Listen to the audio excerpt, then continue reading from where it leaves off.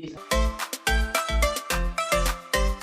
kilometer, berapa bulan, ada yang longgar, ada yang berubah, kita setel lagi. Ya. Oke. Setelah itu menghemat bahan bakar. Kalau performanya bagus sesuai, tentu bahan bakarnya pasti kompresi. Jadi dasar utama kan, ada bahan bakar dan udara, kemudian pengalian busi sama kompresi. Kompresi bocor bisa juga. salah. Susah kan?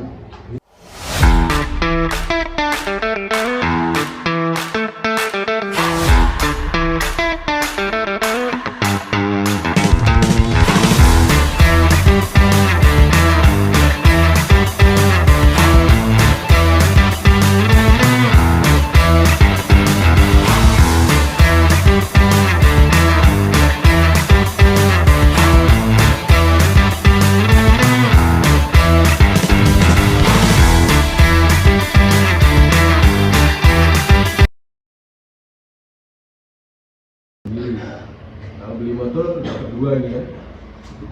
Kemudian nanti juga ada oli apa gardan. Nanti jadi sekalian diganti. Pak kemarin baru ganti. Nah, ganti aja langsung. Kalau nggak dibawa pulang boleh sih. Tapi ya kalau menurut Nathan ini ya seharusnya bisa semua. Jadi kita tahu metodenya seperti apa. Benar atau enggak sih? Contohnya ganti oli mesin itu sebenarnya harus disemprot nggak sih?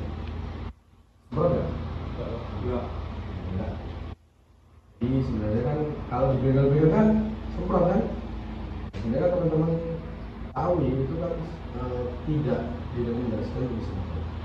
Tapi ada juga yang konsumen memang nggak puas kalau nggak semprot, Pak, kotorannya nggak keluar semua.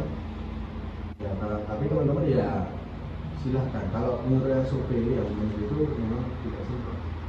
Karena takutnya di kompresornya kan ada air, juga tekanannya pun mungkin berlebihan, ada komponen di dalamnya, sil itu kalah, mungkin juga bisa.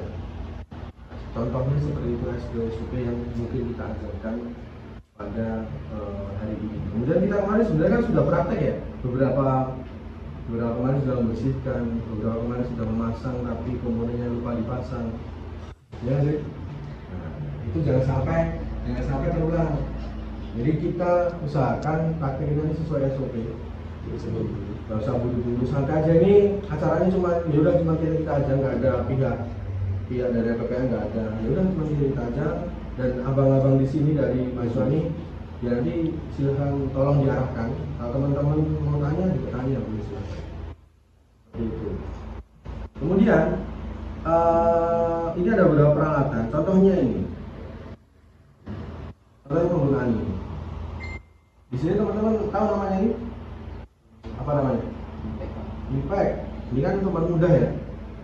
Nah sebenarnya contohnya kan paling banyak ini pasti penggunaan dalam sensor CVT ya. Nah, sebenarnya kalau standarnya kalau teman-teman menggunakan CVT, mengencangkan CVT menggunakan ini sebenarnya tidak bagus juga.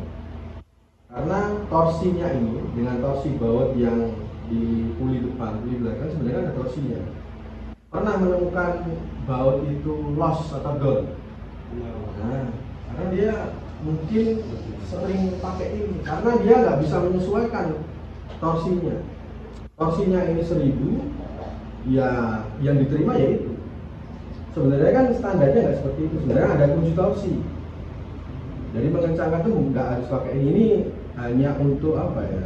Mengendorkan atau melepas. Kalau mengencangkan harusnya pakai kunci torsi, yang ada torsinya bisa setting dulu berapa Newton meter. Kalau enggak ya pakai kekuatan kita sendiri sebenarnya kan. Tapi kan sekarang sudah kemajuan zaman, pengennya cepat, pengennya efektif, ya pakaiin semua. Tapi kalau ke depannya ya efeknya bisa juga tadi bautnya yang rusak, nanti mungkin dilas, mungkin diganjel, resikonya itu. Jadi teman-teman ya disesuaikan dulu aja. Kemudian dalam penggunaan ini kan ada beberapa kekuatan kan, udah tahu belum? Nah ini kalau pakai sekalian ya. Di sini kan ada kekuatan low, medium, dan high. Itu menunjukkan torsinya. torsinya ada yang low, ya berarti dia tidak terlalu besar. Medium berarti dia tengah. Kalau high berarti yang paling kuat. Ya kalau mengencangkan menurut saya ya cukup di bagian medium atau low aja. Dan kita kan tidak perlu yang kencang-kencang sekali. Kecuali kalau kita mengencangkan ban, itu mungkin butuh torsi yang besar. Kemudian ini kemarin ada yang Indo pakai ya, ada yang aneh nggak?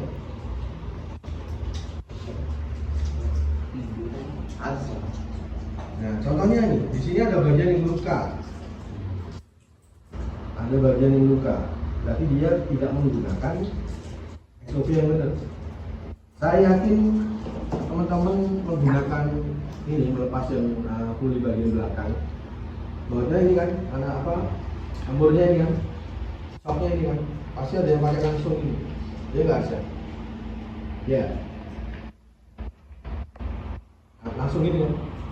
Efeknya apa? Dia akan kena bagian ini. Nah harusnya adalah pakai sambungan shock ini.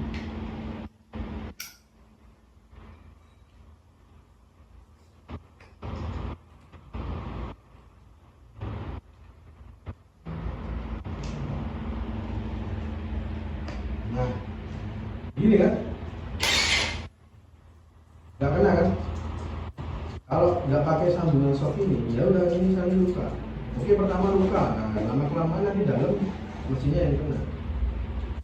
Jadi peralatan ini semua sudah disiapkan, pasti ada fungsinya. Ini buat apa sih? Karena saya beli ini pakai CVT, jadi memang sudah disiapkan untuk bongkar pasang CVT. Nah contohnya untuk penggunaan. Kita punya alat yang mahal, tapi kalau nggak bisa menggunakan ya nanti sama aja, tetap rusak dan awet. Gitu ya. Kemudian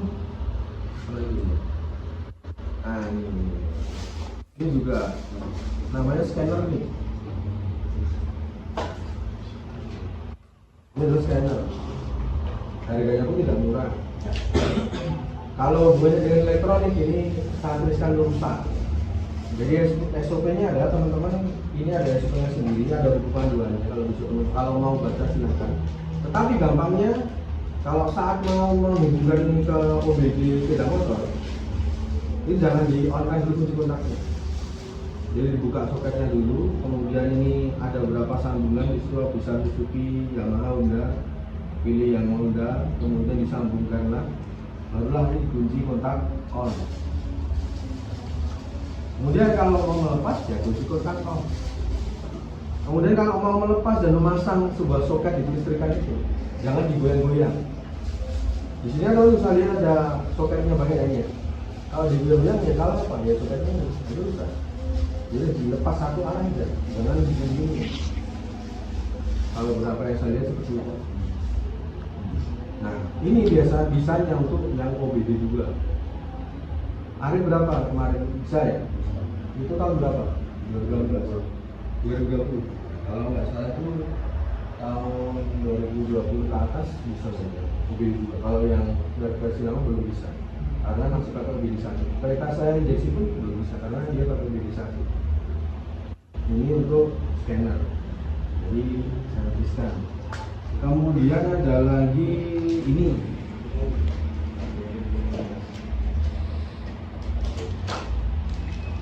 Kemarin ini sudah coba sama Arif. Ini adalah satu alat untuk apa ada pilih kemarin? Injektor cleaner. Injektor. Nah, dengan ini teman-teman nanti ya kita bisa belajar bersama.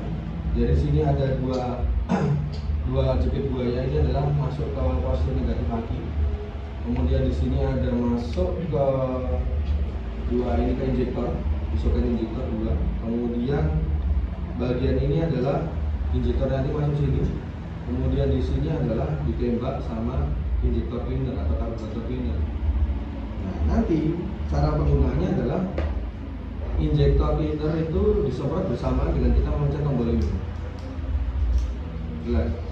Jadi kalau dia kemarin nyemprot ya, jadi semprotannya kalau dia jelek berarti dia kecil ya. Maksudnya sebarannya nggak luas. nanti sampai dia sudah luas berarti bersih.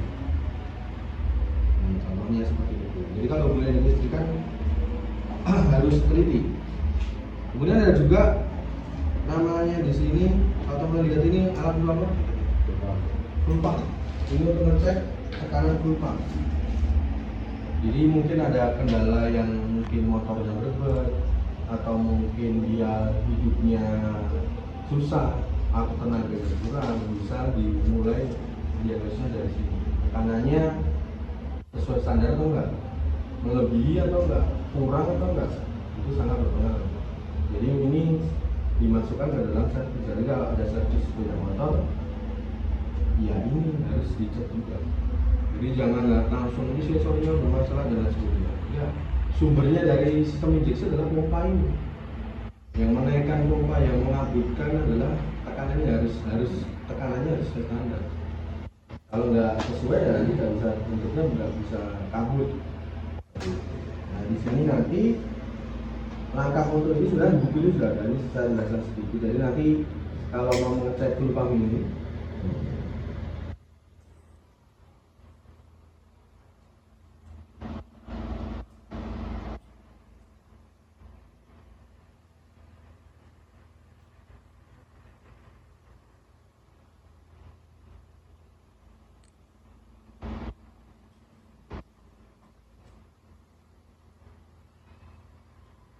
mau ngecek ini harus pertama adalah harus membebaskan tekanan bahan bakar. Jadi caranya ada konektor full pump yang tinggi, nomor 3 itu harus dilepaskan, kemudian dihidupkanlah motornya sampai dia mati sendiri. Nah ini berarti udah habis.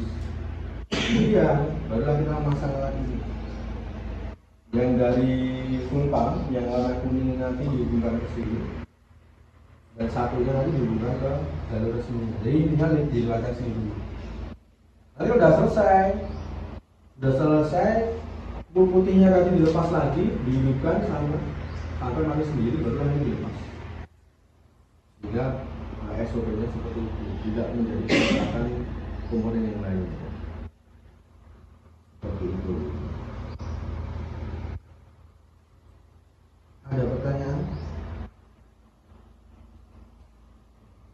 Kemudian kalau yang SMK pasti paham. Orang kalau kerja pernah dulu dengar kata 5S atau 5M. Nah, masa nggak tahu. Di setiap pekerjaan sebenarnya ada 5S sama 5M. Intinya apa sih? Tentang kerapian, kedisiplinan dalam menggunakan alat, kebersihan tempat kerja. Artinya apa? Nah, ini teman-teman alatnya semua ada di troli. Kalau teman-teman mau servis, teman-teman harus mengambil yang perlu aja. Dilihat dulu, ini kayaknya kucingnya power 12, 10, 17 sudah ambil 12, 10. Kemudian diambil, kemudian ditata lah yang rapi di dekat sepeda motor. Jangan berserakan. Skrup, baut, mur pun juga harus ditata lagi. Jangan sampai nanti hilang. Apalagi lah hubungannya dengan konsumen. Bautnya hilang. Lebih lagi. Lebih masuk kantong aja lah. Nggak tahu nih. Ya, lebih aja. Karetnya apa? Karet apa ini? Ternyata karet DB kan. Nah, jadi jangan seperti itu. Jadi kalau teman-teman dari rapi tadi, ringkas rapi tadi, yang untuk menghindari hal seperti itu. Setelah itu, kalau misal udah konsisten bisa itu, ya kalau udah selesai dibersihkan dulu, baru dikembalikan ke tempatnya.